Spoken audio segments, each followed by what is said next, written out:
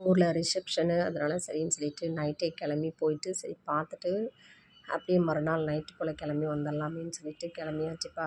Night பார்த்திங்கன்னா ஒரு 10 மணி 10:30 மணி போல் வீட்டிலேருந்து 10 மணிக்கு கிளம்புனேன். 10:30 மணி போல் பஸ் ஏறி விடிய காலைல 4:30 மணிக்கு அந்த பஸ் ஸ்டாண்டில் விட்டாச்சு. பஸ்ஸு பார்த்திங்கன்னா 5:30 5:45 பஸ்ஸு. வீடு போய் சேர 6:30 மணி ஆகிடுச்சி. நடந்து தான் போகணும் ஊருக்கு.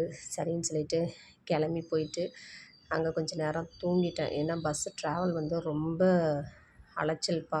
என்ன இருந்தாலும் நைட் ட்ராவல் வந்தால் ரொம்ப அலைச்சல். சரின்னு சொல்லிட்டு ஒரு 11 மணி போல் கிளம்புனேன் வீட்டிலேருந்து. இது எங்கள் அம்மா வீட்டு ஃபங்க்ஷன். அதனால் எங்கள் அப்பாவுக்கு கொஞ்சம் நுங்கு வாங்கி எடுத்துகிட்டு அப்படியே போயிட்டு ஃபங்க்ஷனை அட்டன் பண்ணிவிட்டு சாப்பாடு பார்த்திங்கன்னா பிரியாணி தான். மட்டன் பிரியாணி, சிக்கனு வறுவல், அதுக்கப்புறம் ரைத்தா, பாயசம் இது தான்ப்பா. எப்பவும் போல் ஐஸ்கிரீமும் கொடுத்தாங்க.